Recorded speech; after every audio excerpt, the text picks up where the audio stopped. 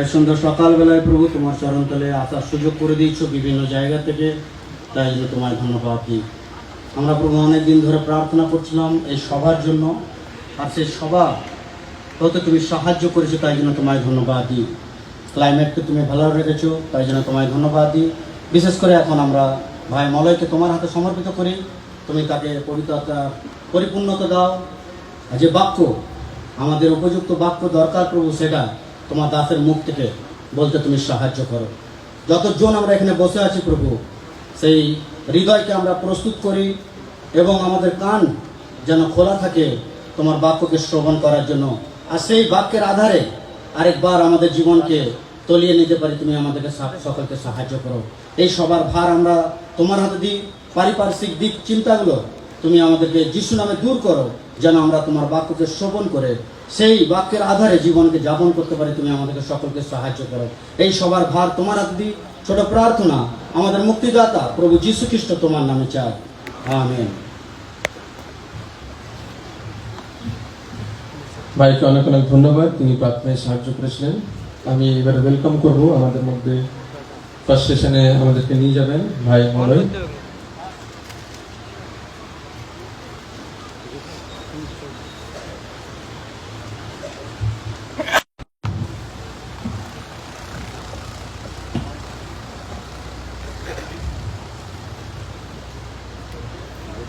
প্রভু যীশু খ্রিস্টের মিষ্ট মধুর নামে আপনাদের প্রত্যেককে জানায় আন্তরিক প্রীতি ও শুভেচ্ছা।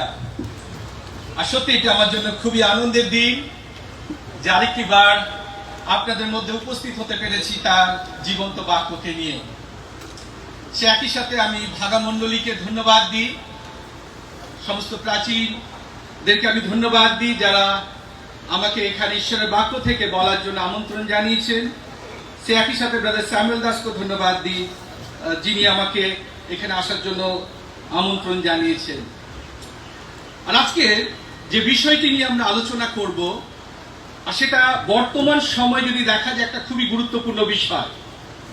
যদি আমাদের মান্ডলিক বিষয়ে আমরা চিন্তা ভাবনা করি, যদি আমরা চিন্তা করি কিভাবে আমাদের মণ্ডলী আগামী সময়ে এগিয়ে যাবে বা কিভাবে আমাদের মণ্ডলীগুলো আগামী সময়ে বৃদ্ধি পাবে, তাহলে সেই ক্ষেত্রে আজকের এই বিষয়টি খুবই উল্লেখযোগ্য এবং খুবই গুরুত্বপূর্ণ।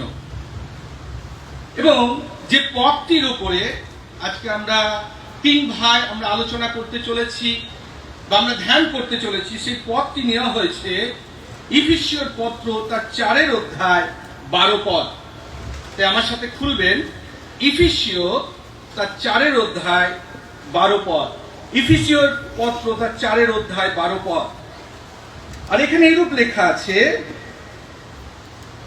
পবিত্রগণকে পরিপক্ক করিবার নিমিত্ত করিয়াছেন, যেন পরিচর্যা কার্য সাধিত হয়। 13 পদে, যেন খ্রিস্টের দেহকে গাঁথিয়া তোলা হয়। যে পদটি আমরা পাঠ করলাম, বিশেষ করে প্রেরিত পৌল তিনি ইফিসীয় মণ্ডলীর বিশ্বাসীদেরকে তিনি লিখছেন। এবং এই পদটির যদি আমরা আরেকটু ভালোভাবে বুঝতে চাই, তাহলে 11 পদের সঙ্গে এই পদটিকে আমাদের পড়তে হবে। যখন আমরা 11 পদটা পড়ছি, আর সেখানে দেখতে পাই প্রেরিত পৌল তিনি বলছে বিশেষ করে মণ্ডলীকে ঈশ্বর তিনি আত্মিক দান দিয়েছে। বিভিন্ন স্পিরিচুয়াল গিফট যেগুলো মণ্ডলীকে দেওয়া হয়েছে, আর এই মণ্ডলীতে এই আত্মিক দানগুলো দেওয়ার উদ্দেশ্যটা কি, কি কারণে এই আত্মিক দানগুলোকে মণ্ডলীর মধ্যে দেওয়া আছে, সেটি পরের অংশে আমরা পাই। যেন এর মাধ্যমে পবিত্রগণ পরিপক্ক হয়, আর পবিত্রগণ যখন পরিপক্ক হবে তখন পরিচর্যার কাজ সাধিত হবে। আর যখন পরিচর্যার কাজ সাধিত হবে তবেই কিন্তু খ্রিস্টের দেহকে গেঁথে তোলা সম্ভব হবে। অর্থাৎ এই পথটার একটা ক্রম বা একটা ধারাবাহিকতা আমরা পরপর লক্ষ্য করছি। একটার সঙ্গে আরেকটা অংশের যোগাযোগ রয়েছে। যদি মণ্ডলীতে ঈশ্বর দানগুলোকে না দেন, তাহলে মণ্ডলীর পরিপক্ক হওয়ার কোনো জায়গা নেই। যদি মণ্ডলী পরিপক্ক না হয়, তাহলে মণ্ডলী কখনোই পরিচর্যার কার্যে এগিয়ে আসবে না। আর যদি মণ্ডলীতে পরিচর্যার কাজ না থাকে, তাহলে সেই মণ্ডলী বা সেই খ্রিস্টের দেহ কখনোই বৃদ্ধি পাবে না। যখন আমরা এই আত্মিক দানগুলোর কথা চিন্তা করি, বিশেষ করে যদি এটা আমার বিষয় নয়, তবু আমি একটু ভূমিকা স্বরূপ কয়েকটি কথা এই আত্মিক দান সম্পর্কে প্রথমে বলতে চাইছি। বিশেষ করে এই আত্মিক দান বলতে কি বোঝায়? আমাদের অনেকের মধ্যে কিন্তু একটা ভ্রান্তি রয়েছে। আমরা যে ট্যালেন্ট রয়েছে, ট্যালেন্টের সাথে স্পিরিচুয়াল গিফটকে অনেক সময় আমরা গুলিয়ে ফেলি। দেখুন, ট্যালেন্ট যেটা আমরা অনেক সময় জন্মসূত্রে পেয়ে থাকি। কেউ হয়তো খুব ভালো গান গাইতে পারে, কেউ ভালো কবিতা লিখতে পারে, কেউ ভালো মিউজিক চর্চা করতে পারে। এগুলো একটা ট্যালেন্ট যেগুলো আমরা জন্মসূত্রে পেয়ে থাকি। কিন্তু আত্মিক দান বা স্পিরিচুয়াল গিফট যেগুলো একমাত্র বিশ্বাসীদেরকে ঈশ্বর তিনি দিয়ে থাকেন। অর্থাৎ যেদিন আপনি এবং আমি প্রভু যীশু খ্রিস্টকে নিজের ব্যক্তিগত ত্রাণকর্তা উদ্ধারকর্তা রূপে গ্রহণ করি, সেই সময় ঈশ্বর তিনি এই আত্মিক দানগুলি দেন। আর এই আত্মিক দানগুলো কি? এগুলো হচ্ছে ঈশ্বর দত্ত ক্ষমতা বা সক্ষমতা মণ্ডলীকে গেঁথে তোলার জন্য। অর্থাৎ কোনোভাবেই এইটা সেলফ গ্লোরির জন্য নয়, নিজেকে মহিমান্বিত করার জন্য নয়, নিজেকে উচ্চ উন্নত করার জন্য নয়। এই আত্মিক দানগুলিকে ঈশ্বর তিনি মণ্ডলীতে দিয়েছেন, মণ্ডলী বৃদ্ধি পায়। আর যদি এই আত্মিক দানগুলোর কথা আরেকটু চিন্তা করা যায়, এগুলো কিন্তু এক প্রকার নয়, নানা প্রকার। যেমন আমরা 1 কোরিন্থীয় 12:4 পাই। আরেকটা উল্লেখযোগ্য বিষয় হচ্ছে, প্রত্যেকটি বিশ্বাসীকে কিন্তু আত্মিক দান দেওয়া হয়েছে। অর্থাৎ কোন বিশ্বাসী এই কথা বলতে পারেন না যে আমাকে ঈশ্বর কোনো আত্মিক দান দেননি। কমপক্ষে একটি আত্মিক দান ঈশ্বর অবশ্যই সমস্ত বিশ্বাসীদেরকে দিয়েছে। অনেককে হয়তো একাধিক দান ঈশ্বর তিনি দান করেন। আরেকটি গুরুত্বপূর্ণ বিষয় হচ্ছে, একজন বিশ্বাসীকে কিন্তু সমস্ত আত্মিক দান ঈশ্বর তিনি দেননি। কেন ঈশ্বর সমস্ত আত্মিক দানগুলো একজন বিশ্বাসীকেই দেননি? তার কারণ হচ্ছে, ঈশ্বর তিনি চান না যেন আমরা সবসময় একাই মণ্ডলীর মধ্যে পরিচর্যা করি। ঈশ্বর তিনি সমস্ত বিশ্বাসীদের মধ্যে এই আত্মিক দানগুলোকে ভাগ করে দিয়েছেন, যেন একসঙ্গে এই আত্মিক দানগুলো ব্যবহার করার মধ্যে দিয়ে মণ্ডলী বৃদ্ধি পায়। আর তাই একে অপরের ওপর এই আত্মিক দানগুলি যখন ঈশ্বর দিয়েছেন, এটার যেমন এটা সেলফ সাফিসিয়েন্ট নয়, সে একই সাথে এমন কোন আত্মিক দান নেই যেগুলো আননেসেসারি ঈশ্বর দিয়েছেন বা যেগুলোর কোনো প্রয়োজনীয়তা নেই। প্রত্যেকটি আত্মিক দানেরই কিন্তু প্রয়োজনীয়তা রয়েছে। আরেকটি বিষয় হলো, এটি আমাদের ইচ্ছার উপর নির্ভর করে না। এই নয় যে আপনি ফাস্টিং প্রেয়ার করছেন, আপনি উপবাস প্রার্থনা করছেন এবং ঈশ্বরের কাছ থেকে বলছেন, প্রভু তুমি আমাকে এই দান দাও, প্রভু তুমি আমাকে এই দান দাও, আর তখন ঈশ্বর আপনাকে সেই দান দিলেন।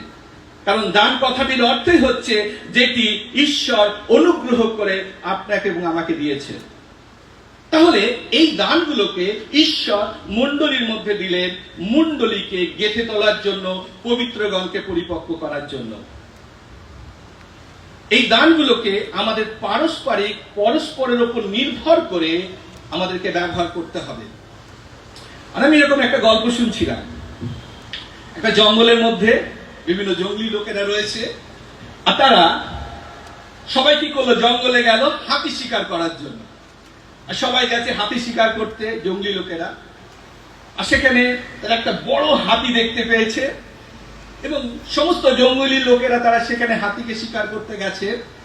সবাই তারা বিভিন্ন ভাবে তারা সেই হাতিটাকে তারা শিকার করেছে।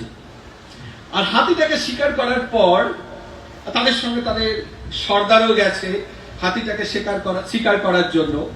এরপরে হাতিটাকে ভালো করে তারা রশি দিয়ে বেঁধেছে। আর বেঁধে দেওয়ার পর তারা বলছে, এবার চলো এটাকে আমরা আমাদের ডেরাতে, আমাদের গ্রামে আমরা নিয়ে যাব টানতে টানতে। আর যখন তারা টানতে টানতে নিয়ে যাচ্ছে, সবাই তাদের ভাষায় তারা চিৎকার করছে, নাচ করছে, গান করছে, আমরা সবাই মিলে একটা হাতি শিকার করেছি, চলো, খুব আনন্দ, খুব আনন্দ। কিন্তু কিছুক্ষণের মধ্যে সবাই যখন টানছে, আর টানতে টানতে দেখা গেল তাদের যে সর্দার ছিল সে অন্য রকমের কথা বলছে। সে বলছে এই হাতিটাকে আমি শিকার করেছি এবং আমি এই হাতিটাকে বহন করে গ্রামে নিয়ে যাচ্ছি। আর যখন বাকি লোকেরা সেই কথাটা কানে তাদের গেল, তখন তারা তাদের হাতটা ছেড়ে দিল। তারা বলল, আমরা সবাই মিলে পরিশ্রম করলাম, আমরা সবাই মিলে ঝুঁকি নিলাম, সবাই মিলে হাতিটাকে শিকার করলাম, কিন্তু যখন হাতিটাকে আমরা গ্রামে নিয়ে যাচ্ছি তখন সর্দার একাই কথা বলছে সমস্ত মহিমা নেওয়ার জন্য এই হাতিটাকে আমি শিকার করেছি। প্রিয় বিশ্বাসী ভাই বোন সকলের জন্য এই কথা বলতে চাই, আজকে বর্তমান সময়ে নিজের এই মহিমা নেওয়ার বিষয়টা কিন্তু খুবই ভয়ঙ্কর হয়ে উঠছে। এই সেলফ গ্লোরি যেটি কি করছে, ধীরে ধীরে বর্তমান সময়ে আমাদের মণ্ডলীকে এবং খ্রিস্টীয় সমাজকে কুরে কুরে খাচ্ছে। ফলে যে বৃদ্ধি ঈশ্বর তিনি আপনার মধ্যে, আমার মধ্যে, মণ্ডলীর মধ্যে দেখতে চাইছেন, সেটি ধীরে ধীরে কিন্তু থেমে যাচ্ছে। তার কারণ হচ্ছে এই সমস্ত কাজকে জন্য ঈশ্বরকে মহিমা দেওয়ার পরিবর্তে, মণ্ডলীকে গেঁথে তোলার পরিবর্তে, পরিচর্যার কাজকে সম্পন্ন করার পরিবর্তে আমরা ব্যক্তিগত মহিমার পেছনে ছুটছি। আর ফলে ঈশ্বর মহিমান্বিত হচ্ছেন না এবং মণ্ডলীতে পরিচর্যার কাজ সাধিত হচ্ছে না। যখন এই পরিচর্যার কাজ বিষয়টি নিয়ে আমাকে বলতে বলা হয়েছে এবং আমি চিন্তা করছিলাম যে কিভাবে বিষয়টাকে চিন্তা করা যেতে পারে। ঈশ্বর তিনি দান দিলেন, ঈশ্বর বিভিন্ন রকমের দান মণ্ডলীর মধ্যে দিয়েছেন। এখন বর্তমান সময়ে লক্ষ্য করা যাচ্ছে মণ্ডলীগুলোর মধ্যে আমরা অনেক সময় চিন্তা ভাবনা করছি পরিচর্যার কাজটা শুধুমাত্র প্রাচীনদের জন্য। যারা প্রাচীন তারাই শুধুমাত্র পরিচর্যার কাজ করবেন, বা যারা সুসমাচার প্রচারক তারাই শুধুমাত্র পরিচর্যার কাজকে করবেন। আমি এমনও অনেক সাধারণ বিশ্বাসীদেরকে বলতে শুনেছি, দেখো আমাদেরকে ওই সমস্ত কথা বলো না, আমরা সাধারণ বিশ্বাসী। প্রিয় ভাই বোন, আমি এই কথা বলতে চাই, মণ্ডলীর মধ্যে সাধারণ বিশ্বাসী বলে কেউ নেই। ঈশ্বর আমাদের প্রত্যেককে একই আহ্বান করেছে। আপনাকে যে আহ্বান ঈশ্বর তিনি করেছেন মণ্ডলীর মধ্যে, মণ্ডলীকে গেঁথে তোলার জন্য, সেই একই আহ্বানে তিনি একজন প্রাচীনকে, সুসমাচার প্রচারককে ডেকেছেন যেন মণ্ডলী মহিমা পায়, মণ্ডলী বৃদ্ধি পায়, পরিচর্যার কাজ এগিয়ে যায়।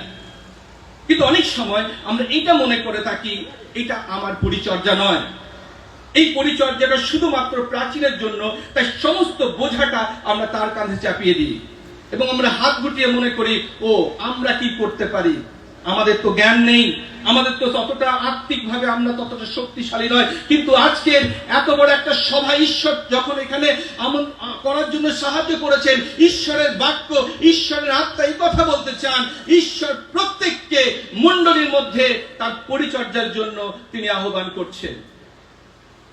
জানেন, যখন প্রভু যীশু খ্রিস্ট তিনি স্বর্গে যাচ্ছিলেন, আর প্রেরিত তার 1:8 তিনি যখন শিষ্যদের সঙ্গে তিনি কথা বলছিলেন, আর শিষ্যদেরকে এই কথাই বললেন যে তোমরা কি হবে, শক্তি পরিহিত হবে, পবিত্র আত্মা আসিলে পর তোমরা শক্তি পরিহিত হবে এবং তোমরা আমার সাক্ষী হবে। এই আজ্ঞাটা কাদের জন্য? এটি কি শুধুমাত্র সুসমাচার প্রচারকদের জন্য সীমিত? এটি কি শুধুমাত্র মণ্ডলীর প্রাচীনদের জন্য সীমিত? না, প্রত্যেকটি বিশ্বাসীকে ঈশ্বর তিনি বলছেন, প্রভু যীশু তিনি বলছেন তোমরা আমার সাক্ষী হবে। আজকে যদি আমরা প্রত্যেকজন খ্রিস্টের সাক্ষী হই, খ্রিস্টের সুসমাচারের বার্তা মানুষের কাছে পৌঁছে দিই, তাহলে অনেক হারিয়ে যাওয়া আত্মা যারা অন্ধকার জগতের মধ্যে হারিয়ে রয়েছে, তারা প্রভু যীশু খ্রিস্টের পরিচয় তারা পাবে। আপনি কখনো চিন্তা করেছেন আজকে এই সুসমাচার প্রচারের জন্য ঈশ্বর কোন স্বর্গদূতকে বেছে নেননি? যদি একটা স্বর্গদূতকে ঈশ্বর তিনি বলতেন যে তোমরা যাও আর গিয়ে সমস্ত জায়গায় সুসমাচারকে প্রচার করো, একটা স্বর্গদূতের বেশি সময় লাগতো না সমস্ত জায়গায় গিয়ে তার সাক্ষী হওয়ার জন্য, সুসমাচারের বার্তাকে পৌঁছে দেওয়ার জন্য। কিন্তু স্বর্গদূত সেই কাজ করতে পারে না।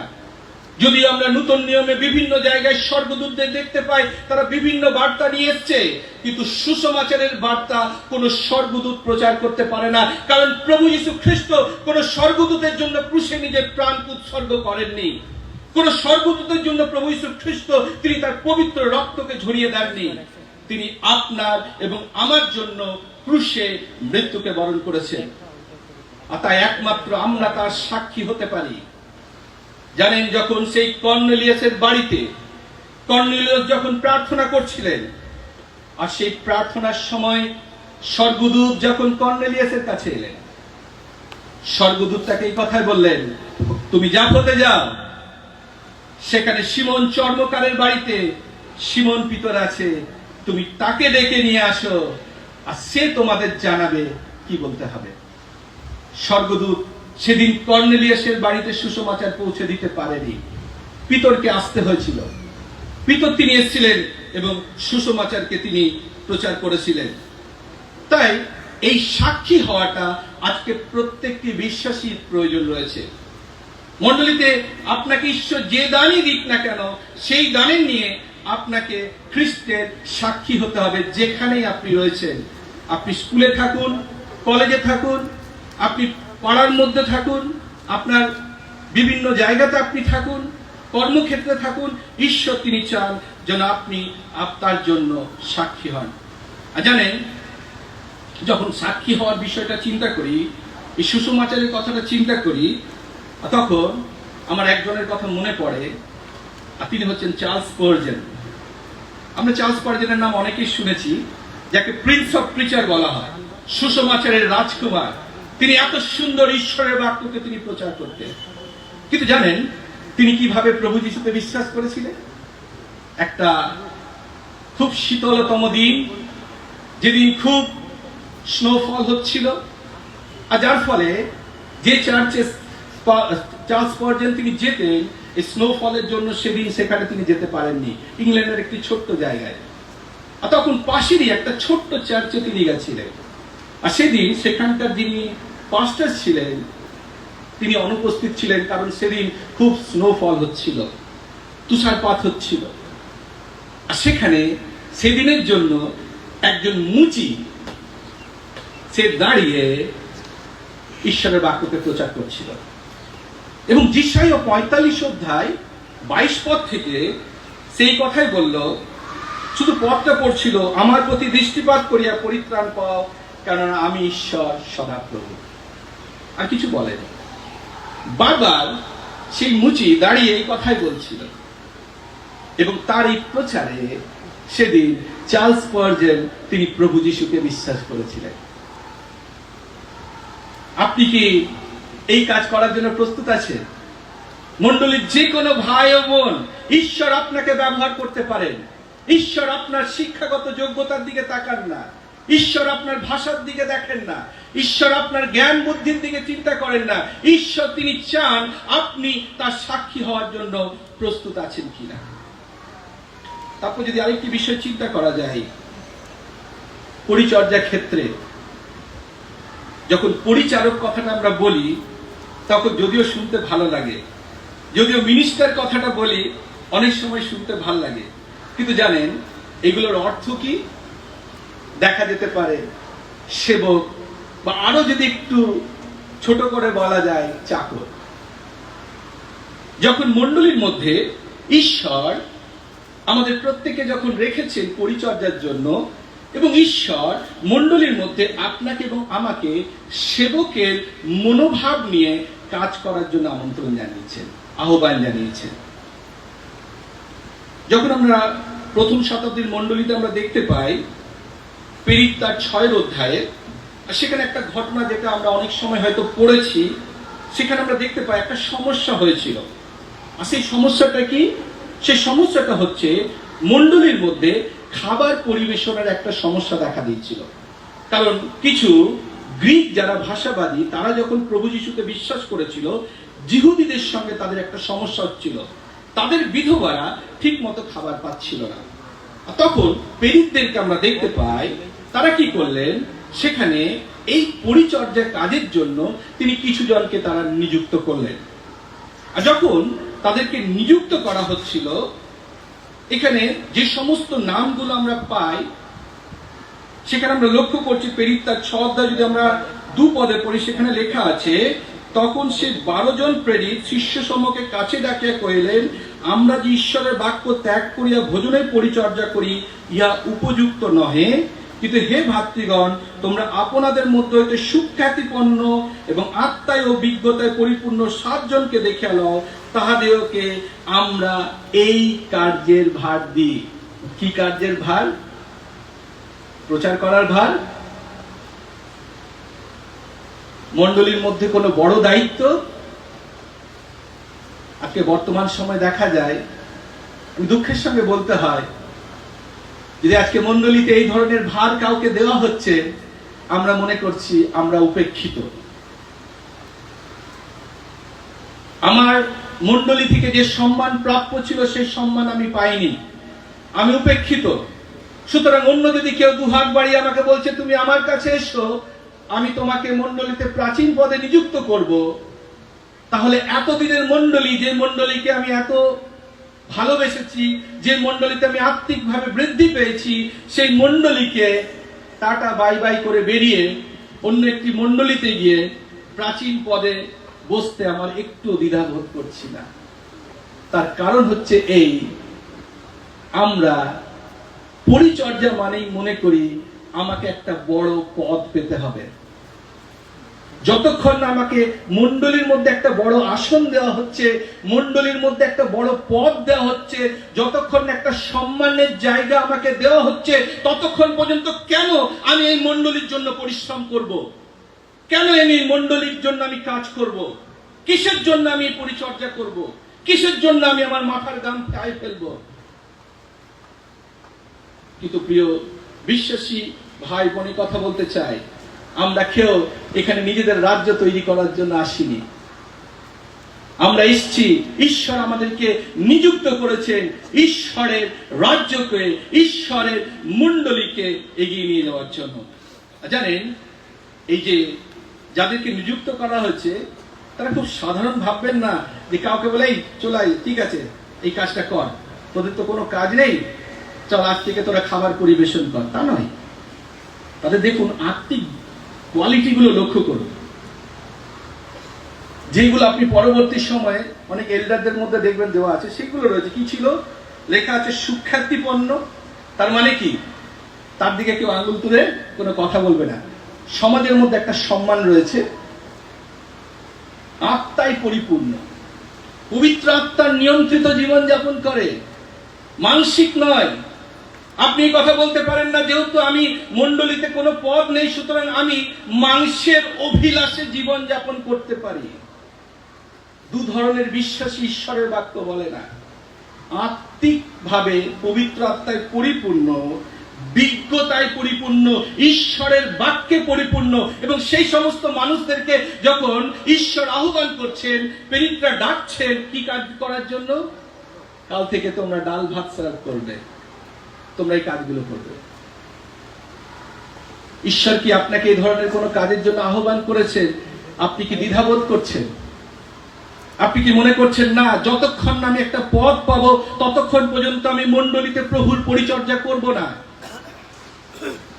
ঈশ্বর আপনাকে যদি ডাকছেন, সেইভাবে প্রভুর কাজকে করার জন্য নম্র হয়ে প্রভুর সেবাকে করুন। জানেন, এরা যখন প্রভুর পরিচর্যা করছে, এখানে তারা যখন বিশ্বস্ত ভাবে এই কাজকে করে যাচ্ছে, ঈশ্বর তাদেরকে অনেক আশীর্বাদ করেছিলেন। ঈশ্বর তাদেরকে অনেক আশীর্বাদ করেছিলেন। আমি অনেক এমন মানুষদেরকে জানি যারা মাথা নিচু করে চুপ করে ঈশ্বরের সেবাকে মণ্ডলীর মধ্যে তারা দীর্ঘদিন ধরে করে যাচ্ছেন। তারা হয়তো সেইভাবে কখনো কোনো স্বীকৃতি তারা পাননি, কিন্তু ঈশ্বর তাদেরকে তার মহিমার জন্য ব্যবহার করেছেন, এবং ঈশ্বর আজকে আপনাকেও তার মহিমার জন্য ব্যবহার করতে প্রস্তুত আছে। এখানে লক্ষ্য করুন, পরবর্তী সময় যদি আপনি দেখেন, সামান্য কাজে তারা করে যাচ্ছে, তারা খাবার পরিবেশন করছে, লোকদেরকে খেতে দিচ্ছে। এই কাজকে যখন করছে, ঈশ্বর স্টিফেনকে তিনি ব্যবহার করলেন। স্টিফেন সেই সমস্ত যিহুদি, সেই হিংস্র লোকদের সামনে দাঁড়িয়ে তিনি প্রভু যীশু খ্রিস্টের সুসমাচারকে তিনি প্রচার করছেন। পুরাতন নিয়মের সেই সমস্ত অংশগুলোকে তিনি বিশ্লেষণ করে প্রভু যীশু খ্রিস্টের ক্রুশীয় মৃত্যু, তার পুনরুত্থানকে তিনি মহিমার সঙ্গে তিনি তাদের কাছে প্রকাশ করছেন। লোকেরা খেপে যাচ্ছে, তারা পাথর তুলছে, স্টিফেনকে তারা মারছে। স্টিফেন মৃত্যুর কোলে ঢলে পড়ছে। স্টিফেন মনে করেনি আমাকে তো অন্য কাজের জন্য আহ্বান করা হচ্ছে, প্রভুর পরিচর্যা। আর জানেন, সে অংশটা যদি আমার বিষয় নয়, তবে আমি বলতে চাই একটা কথা আমার খুব ভাল লাগে। আপনি যখন বাইবেল পড়বেন আর প্রত্যেকটা জায়গায় আপনি এই কথা লক্ষ্য করবেন, প্রভু যীশু খ্রিস্ট তিনি মৃত্যুবরণ করলেন, তিনি কবর প্রাপ্ত হলেন, তিনি পুনরুত্থিত হলেন এবং পিতার দক্ষিণে উপবিষ্ট হলেন, বসলেন। কিন্তু যদি আপনি প্রেরিত তার 7 অধ্যায়ে স্টিফেনের মৃত্যুর ঘটনাটা পড়েন, সেখানে লেখা আছে প্রভু যীশু খ্রিস্ট তিনি দাঁড়িয়ে আছেন, তার সন্তানকে তার কাছে গ্রহণ করার জন্য প্রভু যীশু খ্রিস্ট তিনি দাঁড়িয়ে আছেন। আপনার প্রত্যেকটি পরিচর্যা খ্রিস্টের জন্য, খ্রিস্টের সেবার জন্য, মণ্ডলীকে গেঁথে তোলার জন্য আপনি যা কিছুই করছেন, পৃথিবীতে যদি আপনি স্বীকৃতি না পান, যে সম্মান আপনি চেয়েছেন হয়তো সেই সম্মান পাননি, কিন্তু ঈশ্বর আপনার প্রত্যেকটি সেবা এবং পরিচর্যাকে তিনি লিখে রাখছেন এবং তিনি আপনাকে তার উপস্থিতিতে সম্মানিত করবেন। খ্রিস্টের জন্য আপনি যা কিছুই করছেন, খ্রিস্ট আপনাকে সম্মানিত করবেন। তিনি কখনো আপনার সঙ্গে বেঈমানি করবেন না। পরে ফিলিপকে আপনি দেখবেন, ফিলিপকে ঈশ্বর তিনি ব্যবহার করলেন এবং সমরিয়াতে তিনি মিশনারি রূপে গেলেন এবং সুসমাচার প্রচার করলেন। সমরীয় লোকদের জন্য দরজাকে তিনি খুলে দিলেন, কিন্তু তাদের মধ্যে আত্মিক গুণাবলীগুলো ছিল।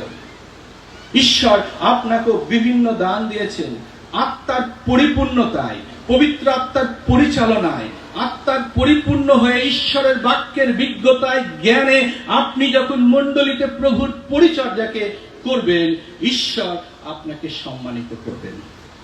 জানেন, মণ্ডলীতে বর্তমান সময় আরেকটা পরিচর্যা যা প্রয়োজন আছে এবং অনেক সময় অভাব দেখা যায়, সেটা হচ্ছে উৎসাহিত করা,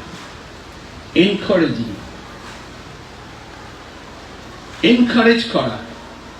অনেক সময় অনেক ভাই বা বন্ধুদের সঙ্গে যখন কথা বলি, তারা বলে আমি খুবই ডিসকারেজ হয়ে গেছি, আমার আর ভাল লাগছে না, আমি আর এই মণ্ডলীতে থাকতে চাইছি না, আমি খুবই নিরুৎসাহ, আমার মধ্যে আসে আত্মিক উদ্দীপনাটা হারিয়ে যাচ্ছে। অর্থাৎ বর্তমান সময়ে এই পরিচর্যার বিষয়টা, যখন পরিচর্যার কাজ বিষয়টা আমি চিন্তা করছিলাম, এনকারেজিং বা উৎসাহিত করাটা ইজ ভেরি ইম্পর্টেন্ট, খুবই গুরুত্বপূর্ণ বিষয়। আর এই বিষয়ে আমি যে ছোট্ট একটা উদাহরণ দিতে চাই, বাইবেলের একজনের নাম বলতে চাই, তার নাম হচ্ছে বার্নাবা। আর বার্নাবা নামের অর্থ কি? সন অফ এনকারেজমেন্ট, প্রবোধের সন্তান। এই নয় যে তার বাবার নাম এনকারেজমেন্ট ছিল, তাই না? কিন্তু এই কারণেই তার এই নামটা, কারণ তার মধ্যে এই ধরনের একটা গুণাবলী ছিল। তিনি যখনই কাউকে দেখতেন হতাশার মধ্যে রয়েছে, নিরাশার মধ্যে রয়েছে, আর বার্নাবাকে আমরা দেখতাম সেখানে তিনি যাচ্ছেন এবং তাকে উৎসাহিত করছেন। আমি এসেছিলাম তখন, স্যামুয়েলের সঙ্গে কথা হচ্ছিল না, তিনি উৎসাহিত করছেন সব মণ্ডলীগুলোকে যেন আমরা এই মিটিংগুলো করি আবার থেকে। সত্যি আজকে ঈশ্বরকে ধন্যবাদ দিই, এত সুন্দর এখানে একটা মিটিং হচ্ছে।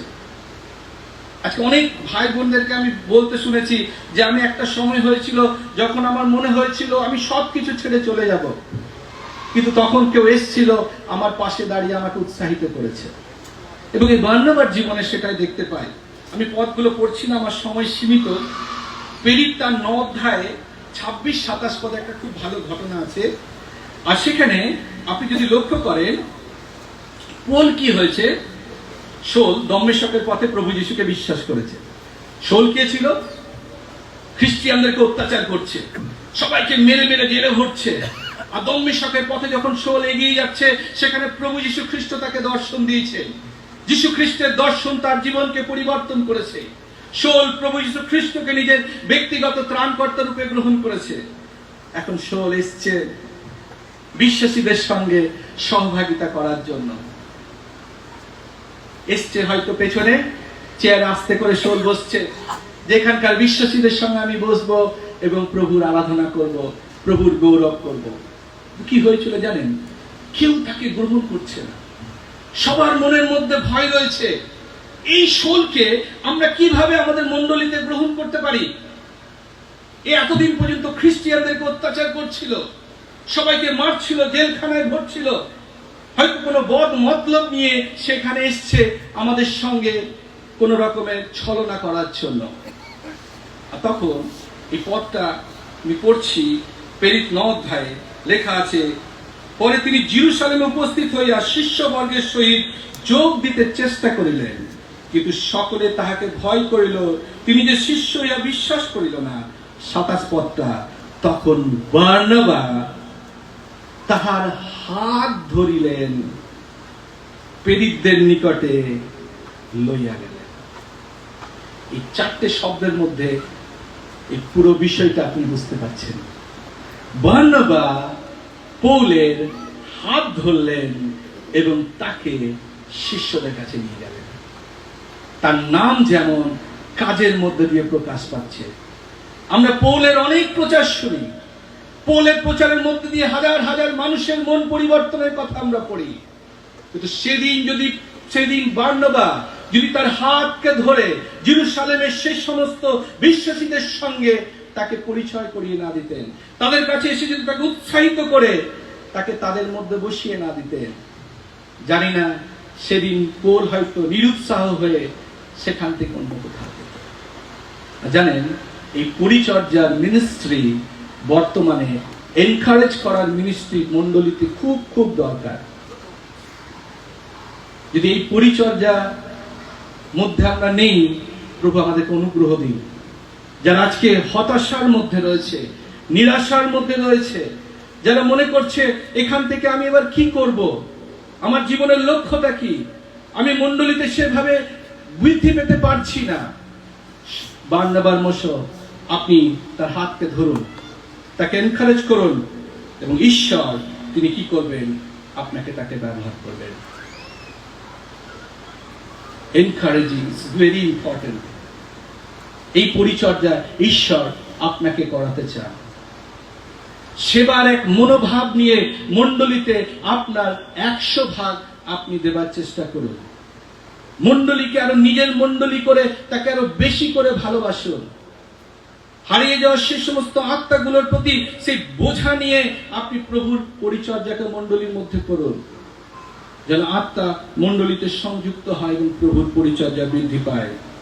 জানেন, যখন এই পরিচর্যার ক্ষেত্রে আরেকটি বিষয় খুব ইম্পর্টেন্ট, যেটা আমি বলে শেষ করতে চাই, আর সেটা হচ্ছে মণ্ডলীতে পরিচর্যার দায়িত্বগুলো কিন্তু ভাগ করার প্রয়োজন আছে।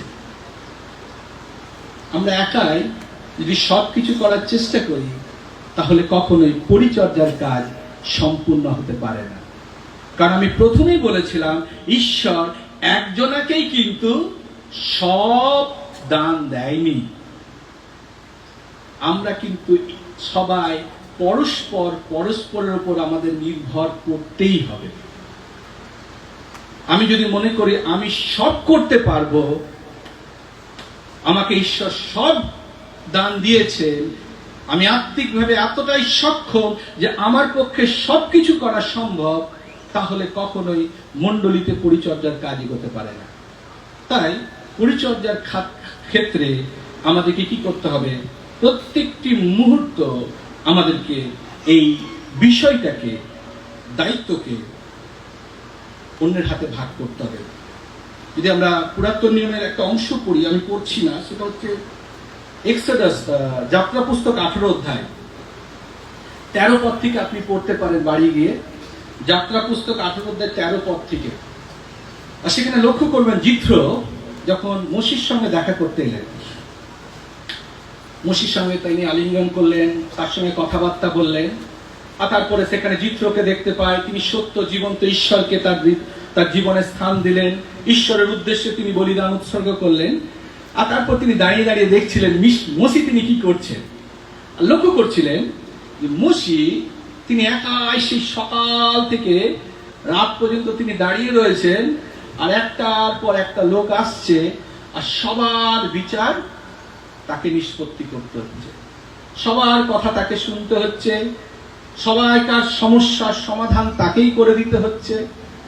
আর এরকম মসিকে যখন জিত্র করতে দেখলেন, আর জিত্র মসিকে সেই কথাই বললেন, মসি তুমি এটা করলে কিন্তু চলবে না, তুমি নিজের শুধু ক্ষতি করছো তা নয়, কিন্তু এই লোকগুলোরও তুমি ক্ষতি করছো। কারণ এত এত লোক তারা সকাল থেকে দাঁড়িয়ে রয়েছে, আর তারা দাঁড়িয়ে দাঁড়িয়ে তোমার কাছ থেকে বিচারকে শোনার জন্য তারা সমসমে দাঁড়িয়ে রয়েছে। তাই তুমি কি করো, এদের মধ্যে তুমি অন্য লোকদেরকে নিযুক্ত করো যারা কি করবে, এই কাজগুলো করবে। কারণ একাকী তোমার পক্ষে এই কাজ করা অসম্ভব। প্রিয় ভাই বোনেরা, এই কথা বলতে চাই মণ্ডলীর মধ্যে, আমরা একা কিচ্ছু করতে পারি না, আমরা একা চেষ্টা করতে পারি, কিন্তু মনে রাখবেন এটা ঈশ্বরের ইচ্ছা অনুসারে নয়। ঈশ্বর সবসময় চান মণ্ডলীর মধ্যে প্লুরালিটি বা অনেকে মিলে যেন মণ্ডলীর কাজকে আমরা করি। ঈশ্বর আমাদের প্রত্যেককে নিযুক্ত করেছেন যেন মণ্ডলীতে এইভাবে এগিয়ে যায়। আর এখানে আমরা লক্ষ্য করছি জিত্র মসিকে সেই কথা বলছে এবং মসি জিত্রর কথাকে শুনছে। আমাদের সমস্যাটা কি হয়, আমরা মনে করি যদি আমরা সকলের মধ্যে এইভাবে পরিচর্যার কাজটা ভাগ করে দিই, দায়িত্বটা ভাগ করে দিই, তাহলে কৃতিত্বটা আমার হবে না, কৃতিত্বটা অন্য কেউ নিয়ে যাবে। জানেন, একটা বই রয়েছে লস অফ পাওয়ার, আমার কাছে বইটা রয়েছে, আর বইটার মধ্যে একটা ল রয়েছে, লস অফ পাওয়ার, এত মোটা বইটা, রেড কালারের, তার মধ্যে একটা লস রয়েছে। সেই লটা হচ্ছে এরকম যে অন্যান্যদের যে সমস্ত কাজগুলো করছে তার থেকে তুমি ক্রেডিট না। এটা কখনো ঈশ্বরের বাক্য শেখায় না, তাই না? কিন্তু জাগতিকভাবে পাওয়ার গেইন করার জন্য, আর এটা আমরা অনেকের ক্ষেত্রে দেখতে পাই, সবার, যেমন আমি প্রথমে হাতির গল্পটা বলছিলাম, কিন্তু আমাদের অনেক সময় মনের মধ্যে এই ভয়টা থাকতে পারে যে আমি যদি অনেকের মধ্যে কাজটাকে ভাগ করে দিই, যদি মণ্ডলীতে সবাই কিছু না কিছু করে, তাহলে আমি আমার সম্মানটা হারাবো, আমাকে লোক ততটা কৃতিত্ব দেবে না। কিন্তু প্রিয় বিশ্বাসী ভাই বোন, আমি কথা বলতে চাই, আপনার কৃতিত্ব কেউ কেড়ে নেবে না। ফলে মসির ক্ষেত্রেও তাই হয়েছিল। জিত্র তাকে বললেন তুমি একাকী এটা করতে পারো না, তুমি ভাগ করে দাও। আর যখন তিনি ভাগকে করলেন, কাজ আরো সুন্দরভাবে এগিয়ে গিয়েছিল, এবং মণ্ডলী তো সেভাবে কিন্তু আজকে কাজ এগিয়ে যাবে। ঈশ্বর এই কারণেই কিন্তু আপনাকে মণ্ডলীর মধ্যে রেখেছেন, মণ্ডলীকে পরিপক্ক করার জন্য। আমার সময় প্রায় শেষের মুখে, আমি জাস্ট একটা কথা বলে শেষ করতে চাই। আমরা অনেক সময়, আমার আর কয়েকটা পয়েন্ট ছিল আমি বাদ দিচ্ছি, এখানে যে বিষয়টা আমি বলে শেষ করতে চাইছি, আমরা অনেকক্ষণ ধরে চিন্তা করছি, ভাবছি, ভাইদের জন্য তো অনেকগুলো কথাই বলা হলো, আমরা যারা বোনেরা রয়েছি তাহলে আমরা কি করতে পারি। অবশ্যই বোনেদের মধ্যে আপনাদের পরিচর্যা রয়েছে, বিভিন্নভাবে আপনারা বোনদের মাঝখানে প্রভুর পরিচর্যাকে করতে পারেন। যখন আমি সাক্ষী হওয়ার কথাটা বলেছি, এটা শুধুমাত্র পুরুষদের জন্য নয়, ভাইদের জন্য নয়, আমরা বোনেরাও যে যেখানে রয়েছি সেখানেই প্রভু যীশু খ্রিস্টের আমরা সাক্ষী হতে পারি, কারণ আমাদের প্রত্যেককে তিনি সাক্ষী হওয়ার জন্য আহ্বান করেছেন। আরেকটা ইম্পর্টেন্ট জিনিস হচ্ছে, সেটা হচ্ছে প্রভুর পরিচর্যার জন্য প্রার্থনা খুবই গুরুত্বপূর্ণ বিষয়। যখন ভাইরা মণ্ডলীর মধ্যে, মণ্ডলীর বাইরে গিয়ে তারা পরিচর্যা করছে, বোনেরা যেন হাঁটুতে সেই বিষয়ে প্রার্থনা করে। আপনি ভাবছেন, ও ওরা কাজ করছে, ঈশ্বরের কাছ থেকে অনেক তারা মুকুট পাবে, আমরা হয়তো কিছুই পাবো না।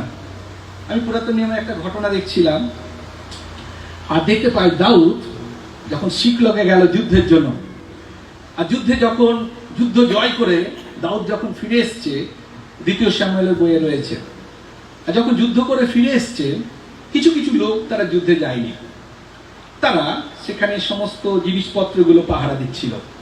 আর দাউদ যখন ফিরে এসছেন কিছু লোক নিয়ে, তখন সেখানকার কিছু লোকেরা তারা বলছেন, আমরা যুদ্ধে গেছিলাম, সেখান থেকে যে সমস্ত লুট দ্রব্যগুলো আমরা পেয়েছি, এগুলো শুধু আমরা নিজেদের মধ্যে ভাগাভাগি করব। কারণ আমরা তো সামনে গিয়ে যুদ্ধ করেছি, আমরা কষ্ট করেছি, এই যুদ্ধ করে আমরা এই লুট দ্রব্যগুলো পেয়েছি, এগুলো সব আমাদের মধ্যে ভাগ করে নেব। তখন দাউদ একটি কথা বলেছিলেন, তোমরা ভুল বলছো, কারণ যে যুদ্ধে যায় এবং যে জিনিসপত্রের পাহারা দেয় তারা সবাই সমান ভাগ পাবে।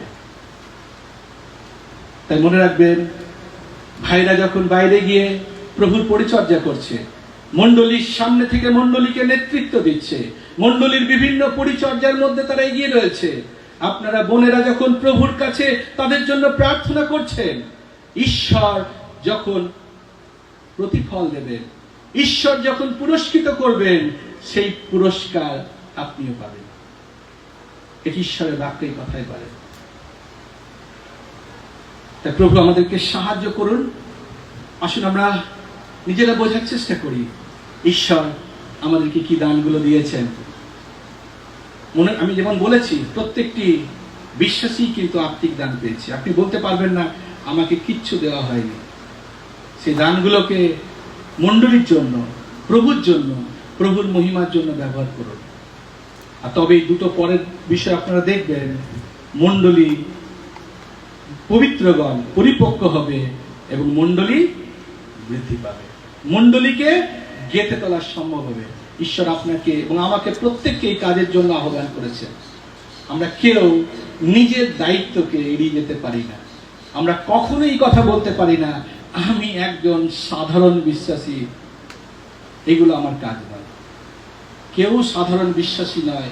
ঈশ্বর আমাদের প্রত্যেককে সেই স্বর্গীয় আহ্বান করেছেন তার পরিচর্যার কাজকে সম্পন্ন করার জন্য। প্রভু আমাদের সবাইকে তার বাক্যে আশীর্বাদ করুন। প্রভুর নাম ধন্যবাদ।